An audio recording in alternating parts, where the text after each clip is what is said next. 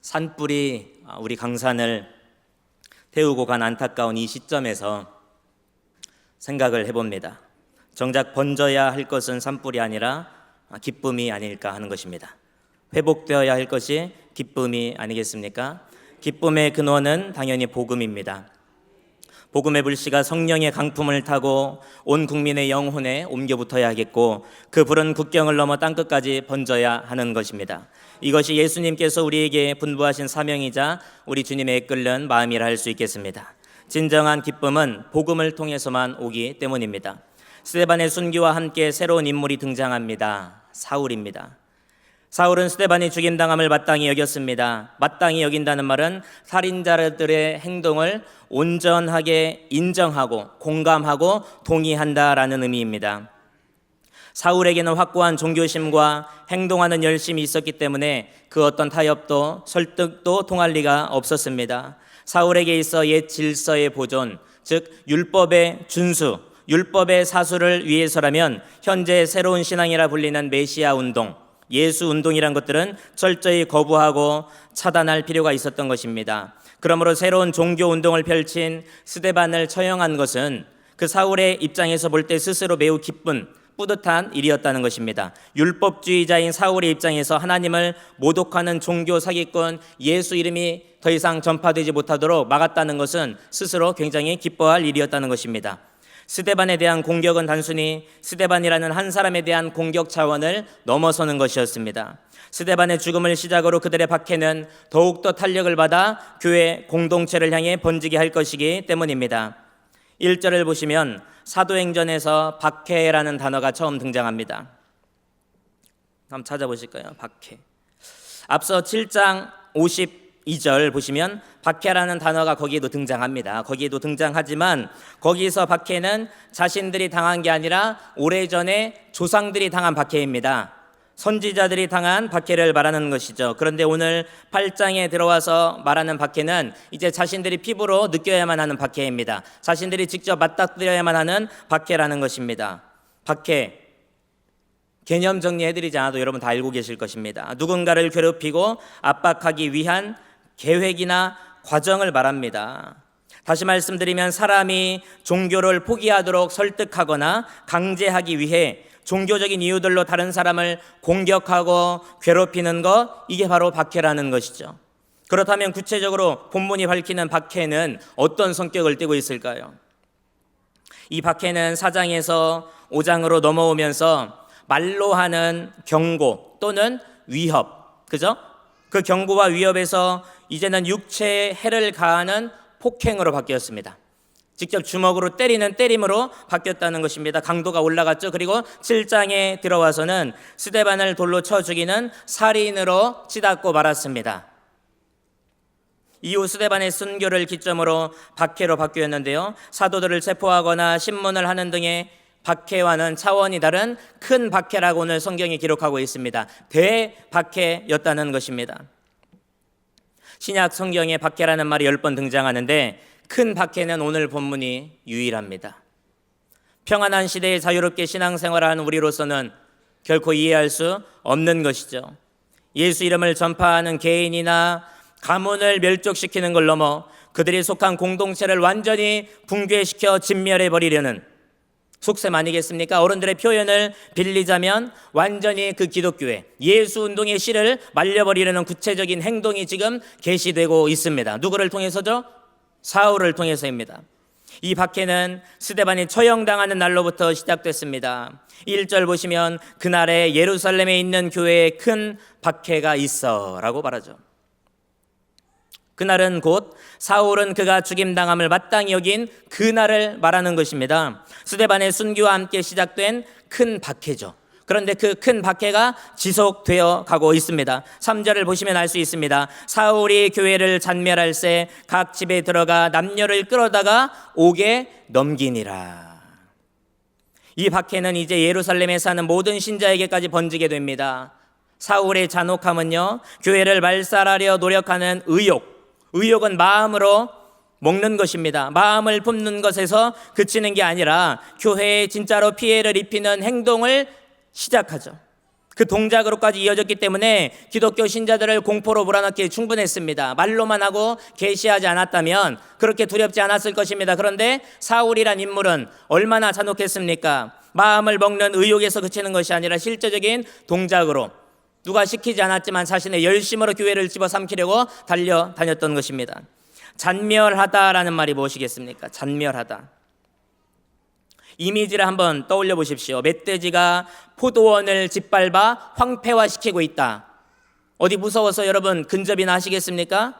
곰이나 야생동물이 사냥감을 갈기갈기 찢는 것으로 난폭함과 파멸의 극치를 설명할 때 바로 이 잔멸하다라는 단어가 사용되었다는 것입니다. 사울의 잔혹함이 바로 이 교회를 향하여서 이렇게 잔멸시키려는 그 분노가 이와 같았다는 것을 우리가 오늘 알 수 있습니다. 박해의 강도가 어느 정도였을까요? 예루살렘의 신자들을 바람에 흩날리는 그 씨앗처럼 흩어지게 만들어 유대와 사마리아의 여러 도시와 마을로 찢어지게 할 정도였습니다. 예루살렘 교회 지도층과 헬라어를 사용하는 신자들은 사마리아로 이주하기도 했고요. 박해가 극심했기 때문에 대표적으로 빌립은 후에 가이사랴의 둥지를 틀게 되었고, 페니키아, 구브로, 안디옥에 정착하게 되는 무명의 신자들도 적지 않았다는 사실, 이 사실을 볼 때 박해의 강도를 우리는 가늠해 볼 수 있습니다.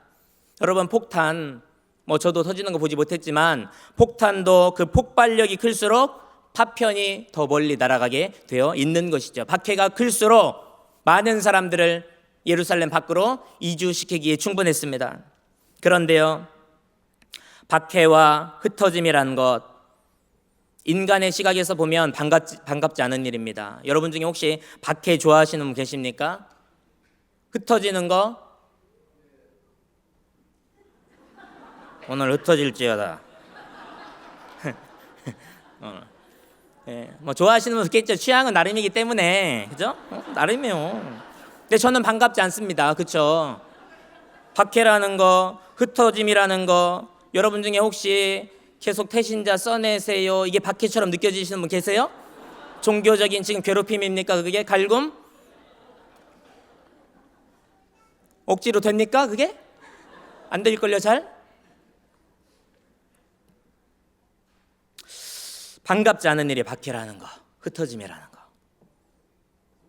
그래? 부활하신 예수님 입장에서 한번 보자는 거예요. 예수님이 제자들에게 명령하시는 것을 성취하기 위한 신호탄이 되었다는 점에서는 이 박해와 흩어짐이라는 거, 우리 주님의 시각에서 볼 때는 고무적인 일이죠. 긍정적인 일이었습니다. 우리에게는 괴로운 일이지만, 저도 항상 한 발 늦어 후회할 때가 많이 있습니다. 우리가 무슨 일을 만나면 당황하기 일쑤입니다. 그렇죠? 그러나 내 생각 내려놓고 일단 하나님의 시각에서 바라보는 훈련이 저에게도 필요합니다. 아마 여러분에게도 필요할 것입니다. 하나님의 시각에서 바라보는 거, 하나님의 뜻을 분별하는 훈련이죠. 예수님께서 명하신 사도행전 1장 8절 말씀, 자, 암송해 보실까요? 시작.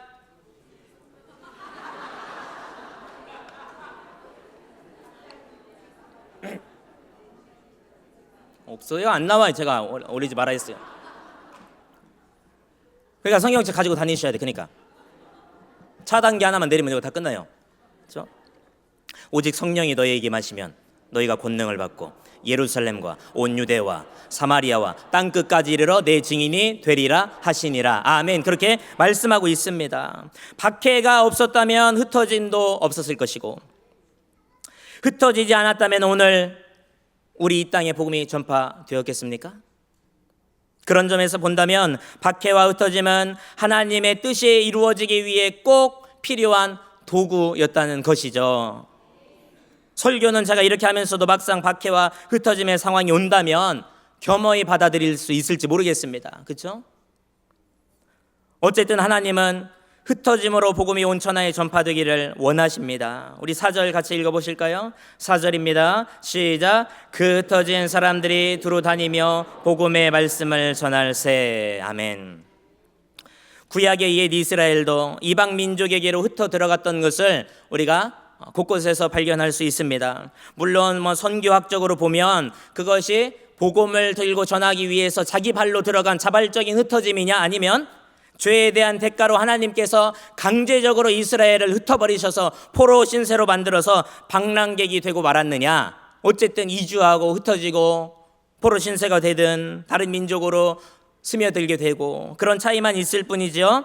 이방 민족에게로 흩어 들어갔던 것을 구약에서도 우리가 발견할 수 있습니다. 사도행전 11장 19절에서 26절까지를 보시면 더 먼 곳에까지 복음의 메시지가 박해를 당한 그리스도인들을 통해 번졌다는 것을 알 수 있습니다. 19절에서 21절까지 제가 읽어볼까요? 그때 스데반의 일로 일어난 환란으로 말미암아 흩어진 자들이 베니게와 구브로와 안디옥까지 이르러 유대인에게만 말씀을 전하는데 그 중에 구브로와 구레네 몇 사람이 안디옥에 이르러 헬라인에게도 말하여 주 예수를 전파하니 주의 손이 그들과 함께 하심에 수많은 사람들이 믿고 주께 돌아오더라. 21절 다 같이 읽어볼까요? 시작. 주의 손이 그들과 함께 하심에 수많은 사람들이 믿고 주께 돌아오더라. 아멘. 오늘 우리에게 이와 같은 역사가 일어나기를 원합니다. 박해는 믿음의 공동체를 단결시키는, 신앙으로 단결시키는 효과가 있습니다. 마샬이라는 학자는 말합니다. 방랑하는 기독교인이 복음의 말씀을 퍼뜨리는 것은 당연한 일이다. 자발적으로 흩어졌는지 아니면 강제적으로 흩어지게 되었는지는 몰라도 기독교인들이 방랑하게 되고 다른 곳으로 간다고 했을 때 그 기독교인들이 복음의 말씀을 퍼뜨리는 것은 당연한 일 아니겠습니까? 우리의 입이 오물이고 다물고 있어서 되겠습니까? 그리스도인은 모이면 기도하고 흩어지면 예수를 전해야 할 줄 믿습니다. 존 스토트는 말했습니다. 박해는 박해자들의 의도와는 정확히 반대의 효과를 낸다. 즉 복음의 확산을 막지 못하고 오히려 이에 기여한다라고 말했습니다. 그렇죠? 박해를 가하는 사람들의 목적은 기독교의 뿌리를 말살시키고 교회를 다 붕괴시켜버리고 이 세상에 잔멸시켜버리는 것입니다. 기독교를요, 예수라는 이름 운동을 말입니다. 그런데요, 그렇게 됩니까? 천만에요. 그 반대의 효과를 낸다는 것이죠. 복음의 확산이 도리어 박해를 통하여서 가속화된다는 것입니다. 저는 이렇게 말합니다. 박해는 복음의 불길이 번지도록 돕는 부채질과 같다. 어디서 이런 기발한 발상이 나왔는지 모르겠어요. 교회 역사를 보세요. 왜 우리 기독교만 가지고 그러는지 모르겠어요. 진리라서 그렇죠. 진리는 하나뿐이기 때문에. 진짜니까 짝퉁들이 이렇게 판을 치고 우리를 공격하는 거 아니겠습니까? 교회와 신앙을 무너뜨리고 뿌리를 뽑으려고 별짓을 다 해도요, 교회 역사를 볼 때 그들은 하나님께서 하시는 일을 한 번도 막은 적이 없습니다. 막지 못하죠. 수많은 사람들이 순교를 당하고 교회가 불에 타고 지금도 어느 나라에서는 십자가가 내려오게 되고 그럴수록 복음은 훨훨 날아서 더 멀리 전파되는 줄로 믿습니다. 흩어짐의 결과는 절망이 아닙니다. 흩어졌다고 우리가 고향에 대한 향수, 우울증 아니죠. 흩어짐의 결과는 뭘까요? 사명을 재확인하게 합니다. 왜 이런 결과를 우리가 보게 되었을까? 나의 사명이 과연 무엇인가?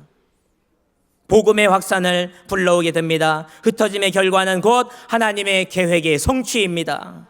8절 보세요. 그 성에 큰 기쁨이 있더라. 그 성에 큰 기쁨이 있더라 말씀하고 있습니다. 박해가 크면 클수록 그리스도인에 대한 반대가 커질수록 기쁨도 더욱 커지는 법입니다. 큰 박해 뒤에는 큰 기쁨이 따라오게 되는 줄로 믿습니다. 고난의 뒤편에 있는 주님이 주실 축복, 그런 찬양이 있지 않습니까? 고난의 뒤편에 있는 주님이 주실 축복을 미리 보면서 감사와 찬양하시는 성도님들 되시기를 주님의 이름으로 축원합니다.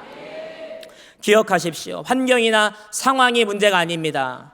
이 말씀 제 자신에게도 하는 말씀입니다. 사람이 문제가 아닙니다. 관건은 박해에 대한, 발음 잘해야 돼. 또 환란이라고 했다고 환난이라고 했다고.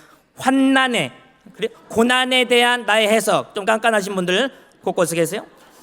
환난과 고난에 대한 나의 해석, 나의 태도, 나의 믿음에 달려있는 것입니다. 아니에요? 솔직히 아닙니까 여러분?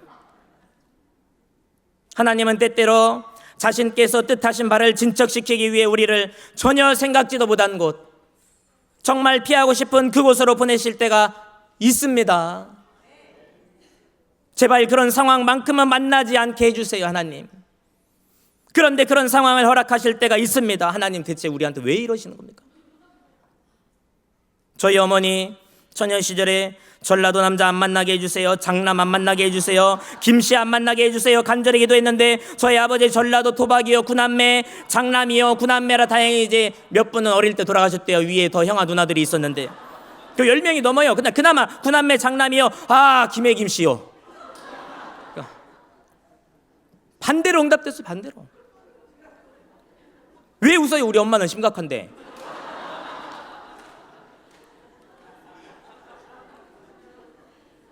얼마나 힘들었겠어요. 저도 거기 태어나고 싶어 태어났어요? 그 혹독한 시집살이와 신앙에 대한 도전이 극심한 그 40여 년의 세월을 예수 그리스도 십자가 붙잡고 늠름하게 견뎌낸 결과 친정과 시댁 식구들 절반 이상 예수 믿게 하고, 왜요? 하나님은 때때로 자신께서 뜻하신 바를 이루시기 위해 허락하실 때가 있다는, 허락하실 때가. 그러나 여러분, 우리 같이 기억하시면 좋겠습니다. 견딜 힘을 주십니다.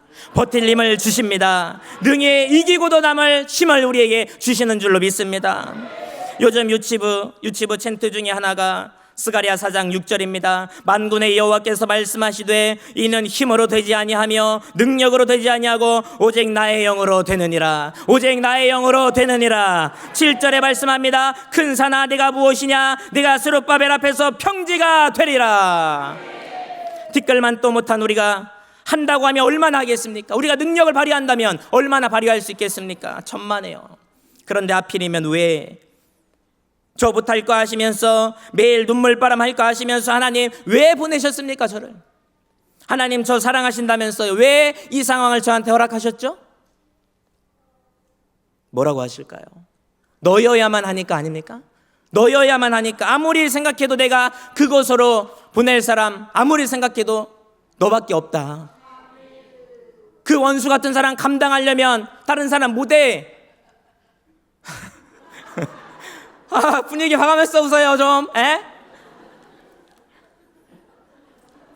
제가 준비하면서는 울컥해가지고 했는데 감사합니다. 웃어주셔가지고 감정에 매이지 않아서 감사해요.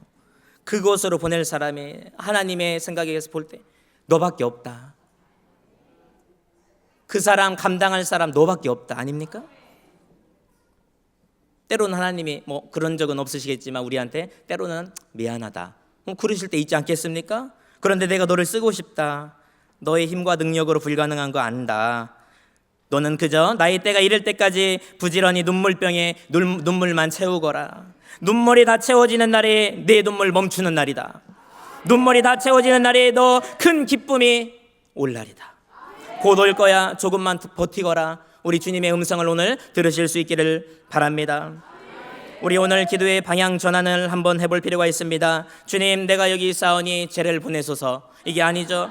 주님, 내가 여기 있사오니 나를 보내소서. 주님, 내가 여기 있사오니 나를 써주소서. 무슨 말이 더 필요합니까? 아까 전에 21절 읽으셨지 않습니까? 주의 손이 나와 함께 하심에 수많은 사람들이 믿고 주께 돌아오더라. 그날이 속히 이르기를 소망하며 견디시기를 바랍니다. 여호와의 영이 여러분과 함께 하십니다. 이때 스데반과 함께 헬라파 유대인 지도자로서 사도행전 6장에서 집사님들 있잖아요. 7집사 구제 사역을 담당했던 7사람 중에 한 사람인 빌립이 등장하게 됩니다. 빌립. 그는 예루살렘에서 떠나온 거로 자신의 사역이 중단되고 말았습니다. 박해를 피해 자신도 떠나오게 되었습니다. 복음을 전해야 되는데 하던 사역이, 집사의 사역이 중단되고 말았습니다. 하는 수 없이 60km 정도 떨어진 그 북쪽의 사마리아로 가서 복음을 전하기 시작했습니다. 5절이 바로 그 말씀입니다. 5절. 유대와 상당히 적대 관계에 있던 사마리아로 가서 복음을 전한다는 거 여러분 여간 어려운 일 아닙니다. 유대인들은 사마리아인들을 볼 때 거의 이교도로 간주할 만큼 혐오했습니다. 혐오. 유대인들이 사마리아인들을 볼 때 혐오했습니다. 흠 있는 잡종 취급하듯 했던 것이죠. 그런데 사마리아인들도 유대인들을 바라볼 때 마찬가지였습니다. 상호 간의 적대감이 하늘을 찌를 정도였습니다. 그런데 그곳 가서 복음 전하라면 빌립이라도 쉽겠습니까?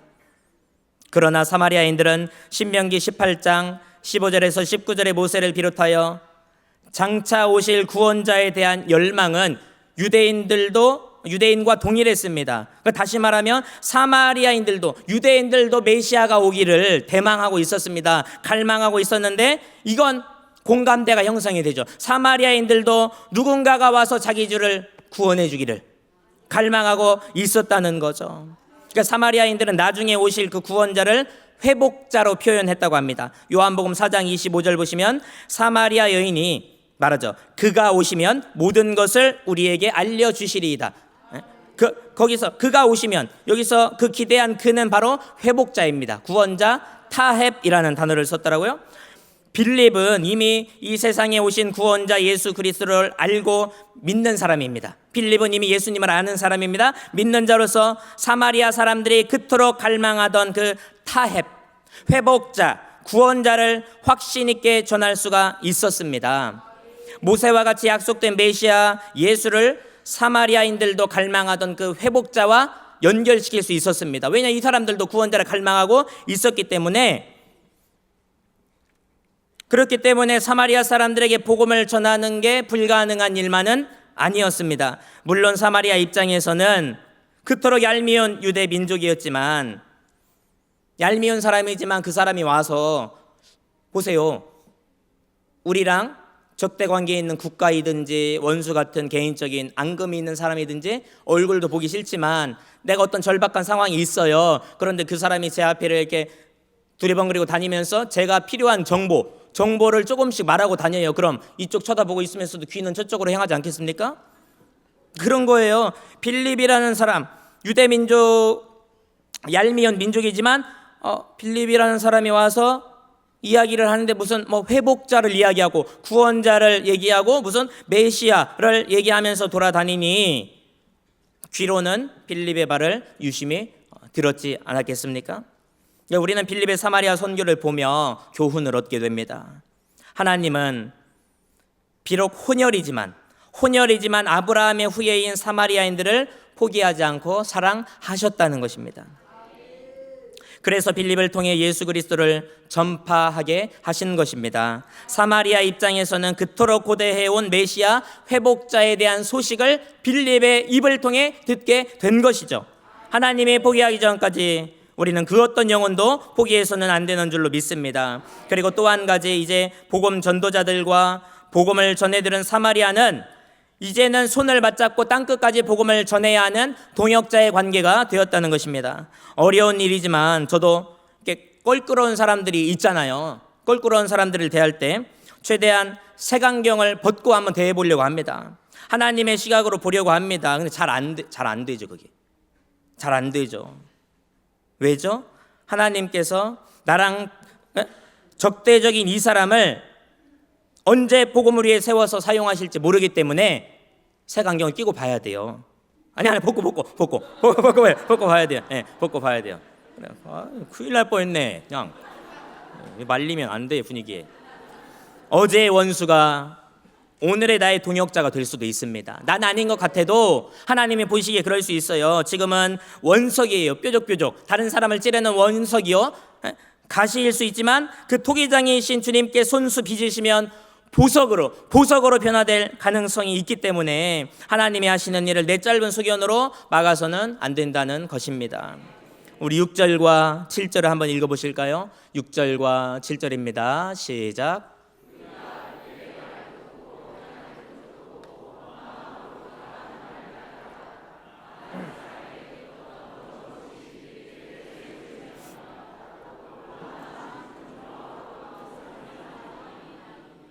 아멘. 방랑하는 신세였지만 빌립은 장소를 불문하고 두루 다니며 그리스도를 열심히 전했습니다. 이에 수많은 무리들이 뭐라고 합니까? 한 마음으로 그가 하는 말을 따르더라. 아멘이죠. 세심한 주의를 기울였다는 것입니다. 그가 하는 말을 듣고 따랐습니다. 우리는 사도가 아닙니다. 그러나 하나님의 말씀을 믿고 그리스도의 능력을 힘입고 성령님이 함께 해주시기만 한다면 오늘날 여러분과 저도 사도들과 빌립이 행한 놀라운 사역들을 행할 수 있습니다. 하나님의 권능과 은사는 복음을 전파할 때 강력하게 임하게 됩니다. 그 결과는 그 성에 큰 기쁨이 있더라. 여러분이 가시는 곳곳마다 그리스도로 말미암아 큰 구원의 기쁨과 기적의 기쁨이 넘치게 되기를 주님의 이름으로 축원합니다. 말씀을 맺도록 하겠습니다. 스데반은 십자가에서 죽으시고 부활하셨으며 또 영광 받으신 그리스도께 대한 믿음을 끝까지 지키고 전파함으로써 스데반 교회 역사 가운데 순교당한 첫 번째 그리스도의 증인이 되었습니다. 스데반의 설교와 사역을 통해 우리는 과연 어떤 자가 복음에 합당한 참된 증인인가 분별할 수 있습니다. 참된 증인은 성령 충만하며 기꺼이 사랑으로 접대하는 사람입니다. 참된 증인은 예수 그리스도를 선포하는 일에 솔선수범하며 반대에 직면해도 위축되지 않습니다. 참된 증인은 복음이라는 게 무엇인지 그리고 복음의 중요성에 대해 잘 알고 있습니다. 참된 증인은 자신이 믿고 확신하는 바를 세상과 타협하지 않고 믿음을 지키기 위해 생명을 내어놓을 수 있는 자이며, 참된 증인은 자신을 돌로 치는 원수까지도 품고 사랑하며 그가 구원받기를 진심으로 간구하는 사람입니다. 그리고 어딜 가나 자신의 신세 한탄하지 않고 자신의 신세를, 자신의 현실을 뒤로하고 사명에 충실한 사람입니다. 이런 사람이 바로 참된 증인입니다. 무엇보다 누가, 사도행전을 기록한 누가가 강조하고 싶었던 바 스데반이 아닙니다. 여러분, 스데반의 삶과 사역 가운데 함께 하시는 성령님을 누가는 사도행전을 기록하며 강조하고 싶었습니다. 박해의 고통에만 우리가 주목하다 보면 복음 전하기 힘듭니다. 왜냐하면 주눅 들어요. 박해가 고통스러운데 할 수 있을까? 박해의 고통에 주목할 필요 없습니다. 그렇다고 해서 빌립이 행한 표적에만 주목한다면 눈에 아무 일도 안 일어나네? 힘이 빠져버릴 수도 있습니다. 그만할까? 관둘까? 아니에요. 아무것도 못합니다. 박해를 통해 일하시는 하나님의 주권, 표적 뒤에서 한 채의 오차도 없이 일하시는, 성취하고 계시는 성령님을 오늘 우리는 놓쳐서는 안 되겠습니다. 우리 재미있는 사실 알려드릴까요? 오늘 본문 1절에서 박해라는 단어가 사도행전에서 처음 등장했다고 했죠? 1절, 오늘 본문 1절에. 그런데 8절 보세요. 8절에서 박해와 반대되는 단어를 찾아보라면 뭐가 있을까요? 기쁨, 기쁨. 원어로는 카라. 기쁨이 카라. 이 카라라는 단어도 사도행전에서 처음 등장한 단어라는 것이죠. 박해로 시작했는데 1절에서 8절 가보니까 기쁨으로 끝나네. 박해 뒤에는 기쁨이 있다는 것입니다. 이런 의미에서 볼 때 박해와 주를 위한 고난이 크면 클수록 기쁨도 배가 된다는 사실을 잊지 마시기를 바랍니다. 큰 박해는 큰 기쁨이라는 선물을 포장한 포장지에 불과합니다. 속의 내용물이 더 중요하지 않습니까? 안에는 큰 기쁨이 담겨져 있어요. 겉에 포장지에는 큰 박해예요. 그거를 오늘 성령의 능력으로 우리가 다 뜯어내버려야 할 줄 믿습니다. 여러분, 기쁨, 카라라는 이 기쁨 단어의 어원은 은혜하면 뭐죠? 카리스, 카리스. 카라, 카리스, 어원이 동일하대요. 이 은혜 내가 만들어낼 수 있습니까? 누가 주시는 거죠? 하나님이 위에서부터 주시는 거예요. 우리에게 주시는 선물이 바로 은혜입니다. 그렇다면 기쁨도 내가 만들어낼 수가 없습니다. 하나님께서 우리에게 주시는 위로의 선물입니다. 하나님께서 복음의 메인자들에게, 복음을 전하는 자들에게 내려주시는 위대한 선물이 바로 기쁨이라는 것입니다. 정식 교육을 제대로 받은 적도 없고 무명의 가난한 구두 소선공에 불과했던 윌리엄 캐리라는 인물을 아십니까? 그가 어떻게 위대한 현대 선교의 아버지가 될 수 있었을까요? 윌리엄 캐리의 말로 오늘 설교를 마무리하도록 하겠습니다. 대부분의 사람들은 시도만 한다면 어떤 일도 이룰 수 있다는 사실을 알지 못하고 있습니다. 그렇죠? 대부분의 사람들은 모른대요. 시도하면 어떤 거는 이룰 수 있어요. 근데 이걸 모른대요. 그렇기 때문에 앞으로 나아가려는 시도는커녕 자기가 맡은 일조차 꾸준하게 하지 못하는 것입니다. 그렇게 말한대요. 그러면서 하는 말이 뭐냐면, 우리 다 같이 크게 읽어볼까요? 시작. 하나님으로부터 위대한 일을 기대하라. 하나님을 위해 위대한 일을 시도하라. 다시 한번요. 하나님으로부터 위대한 일을 기대하라. 하나님을 위해 위대한 일을 시도하라. 여러분 기억하시기 바랍니다. 하나님으로부터 위대한 일을 기대하시기 바라고요. 하나님을 위해 오늘 위대한 일을 시도하실 수 있기를 바랍니다. 주의 전능하신 손이 여러분의 생애에 영원까지 함께 하시기를 주님의 이름으로 축원합니다.